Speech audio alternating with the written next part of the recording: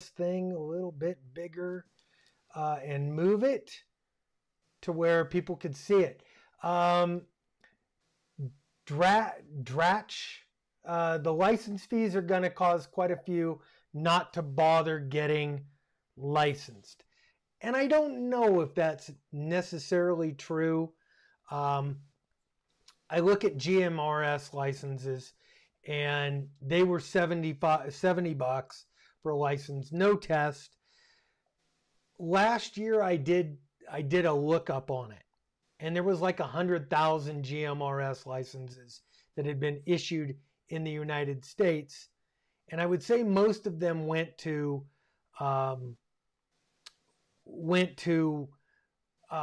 municipalities, and they were using them, for their Department of Public Works or whatever. Those guys were talking to each other, on the side of the road, closing off sections of roadway, I guess.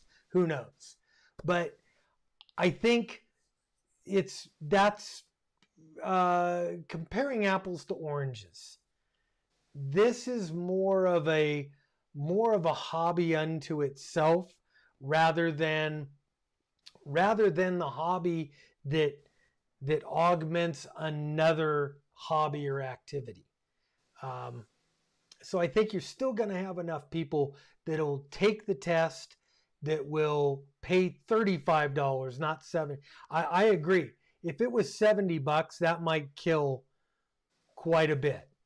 But at 35, I think people that are still on that very curious side will possibly, I'm hoping that they'll still at least sign up one time and then figure out if they like it or not. Yeah, I just hope that it's not a slippery slope and the fees continue to climb. Yeah. It's kind of opening a floodgate. I mean, when I got my license, I had to pay, and I had to every 10 years I forget what the fee was. I think the fee was $10 back then. $10 every 10 years. And I was okay with that, but I was really into technology at the time. So I feel like for those that might be on the fence or are just want to get into it for the prepping or for some other project they want to work on, maybe it's kind of a deterrent for some. I'm sure there are going to be plenty of people that are still going to get their license, and $35 isn't a big deal. And for me, who has a license, who's invested in the hobby, I love the hobby, I'll pay. Frankly, I'd probably pay anything they charged. And that's the thing. That's the difference. But that's not sustainable. You and I are invested in the hobby. We're invested in ham radio. We both have a love of ham radio. We're going to pay that money. Now, I get it. There's people that don't make squat. They're struggling. And and I guess if you have a choice between $35 for a ham radio license over here and putting food on the table over here, food on the table is going to win every single time. But speaking of food on the table, today,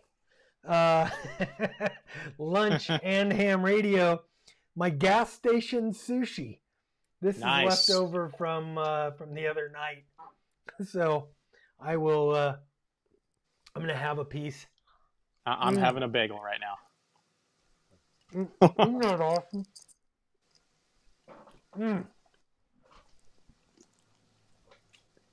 That's,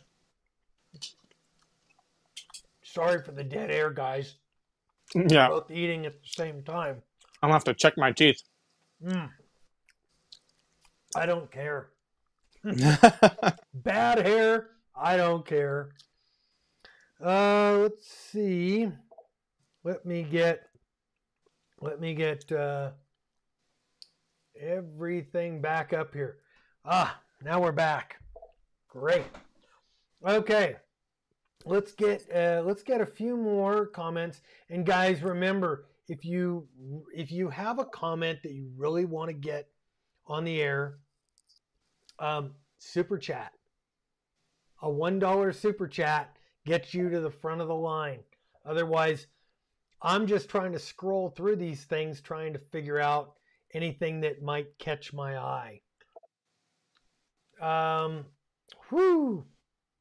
Simon Templar from VK Land. He says they pay Australian $54 a year for a ham radio license. That's rough. That's rough. But guys like Simon are invested in the hobby. They'll pay it until they can't afford to pay for food. And then food wins. Now, and it's unfortunate, you know, they're by having prices like that and us adding prices back, we're potentially cutting out people who have every right and deserve to have access to ham radio. Mm-hmm. And, you know, maybe it's a college kid that hasn't gotten his first job yet, you know, but he's into backpacking. Now that kid's not going to go out in the woods with a ham radio. He's going to go out without a ham radio.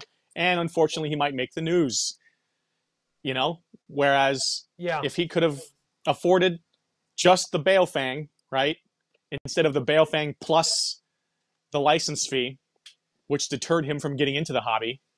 Yes. It's things like that. You know, it's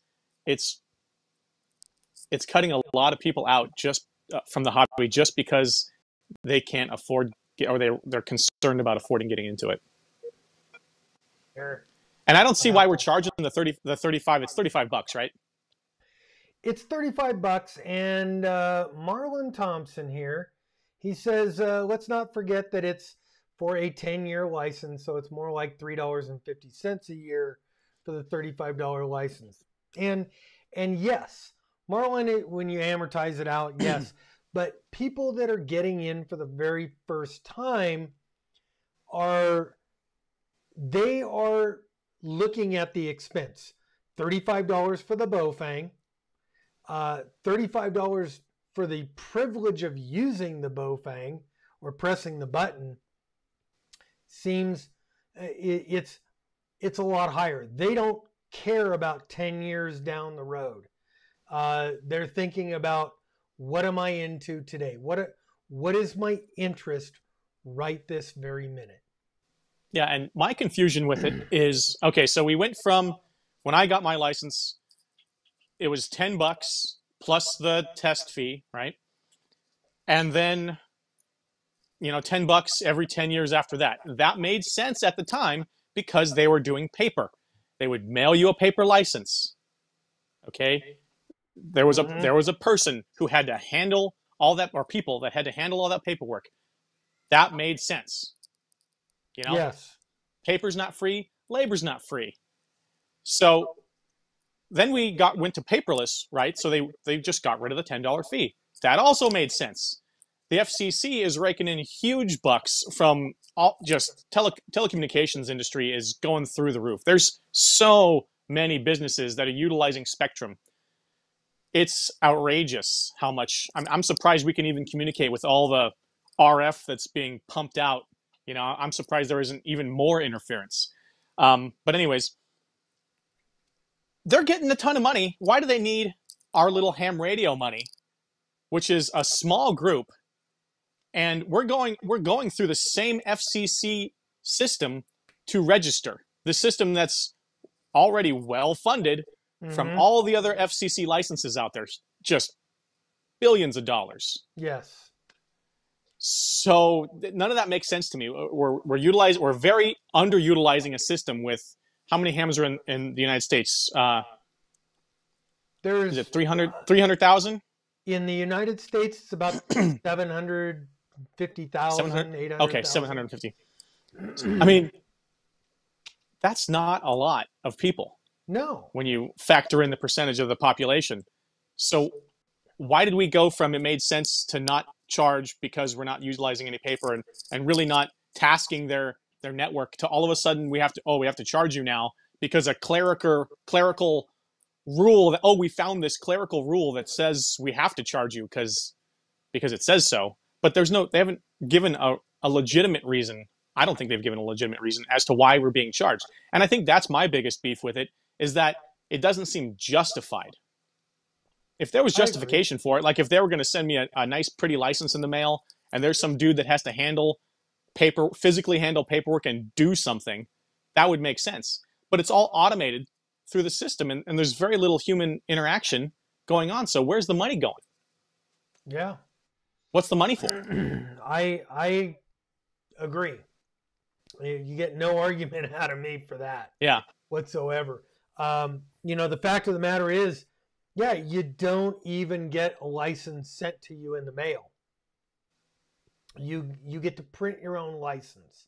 So you're using your own paper. Their system is up. It's running. It does its thing no matter whether 10,000 of us a year get on it and do something or not. That system is running, and it requires next to no human interaction, no labor, no extra cost incurred on the part of the FCC, except possibly the vanity license program. Sure. That so charge those people. Yeah, exactly. Which I think they are going to do that. I think you're going to be charged a fee every time you change your license. $35 to change your license. Yeah. Wow, 78 people on the stream, 55 thumbs up. Thank you guys. That is freaking awesome. Let's see. Let's see. Simon says a plastic license like a driver's license would be nice. It would be nice, but it ain't gonna happen. No. Oh, there is one you can get on Amazon. I got one. I got one as a gift. Yes. If you look up on Amazon, ham radio license or plastic license. I forget what the keyword would be. It looks neat. It comes in like a plastic holder, plastic clear case with a chain. Might be nice if you're going to be operating in a park where, someone's going to think, what's that guy doing? Yes. Scott says, or if they would actually do anything in the form of enforcement. Well, right. I look at that two ways. Number one, it's like government, back off. I don't want the government in my business anymore. A lot of things that they do are unconstitutional from the get-go. And I don't even want to go there. Just don't even want to. I don't even want to start down that road right now. But I agree with you. The other things that we can do, I don't know what. All right, guys, these are what I call little live bits from the big live show that I do on Mondays called Lunch and Ham Radio, Mondays noon Mountain Time, where we can explore subjects in depth, do a lot more back and forth. Audience participation is key, and we have a great time. Join us on Mondays if you can. If you can't, I'm going to try to break some of these little segments out into bite-sized pieces. I hope you enjoyed it. Thanks for joining. I'm Bob, K6UDA. I'm out of here. 7-3.